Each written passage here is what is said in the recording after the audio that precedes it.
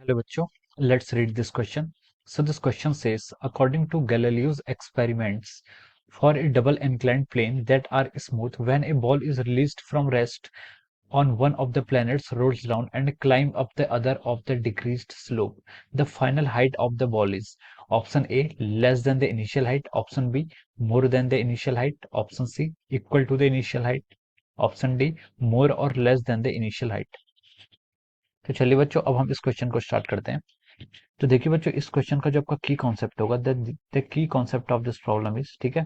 तो देखिए इस क्वेश्चन में इसने बोला है कि गैलीलियो ने जो एक्सपेरिमेंट किया था उसमें क्या हुआ था कि हमने किया था डबली इंक्लाइंड प्लेन लिया, यानी कि दोनों साइड पर प्लेन क्या है, इंक्लाइंड है, ठीक है। डबली इंक्लाइंड प्लेन का मतलब होता है ये आपका, ठीक है।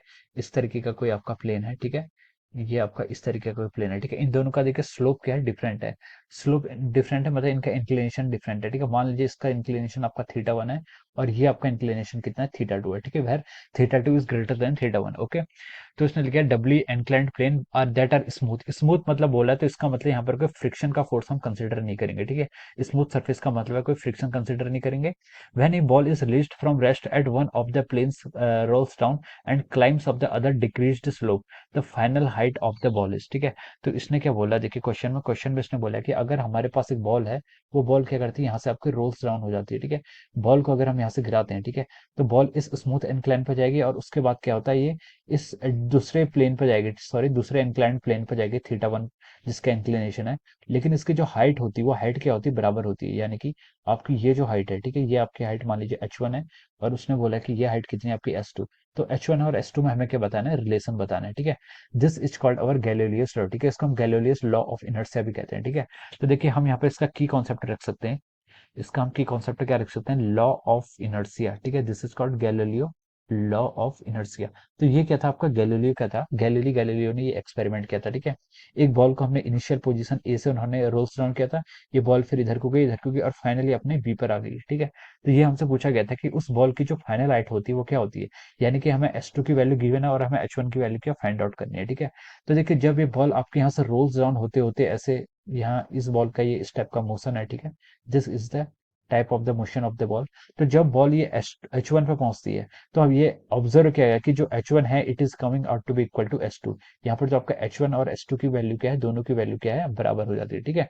तो ये हमारा गैलीलियो का एक्सपेरिमेंट था। और जो की कॉन्सेप्ट है इसका, law of inertia. Law of inertia का मतलब ये होता है कि every body wants to continue be in its rest, state of rest और मोशन, ठीक है। हर बॉडी क्या चाहती है, अपनी जो स्टेट है उसी स्टेट को क्या करना चाहती है, मेंटेन करना चाहती है।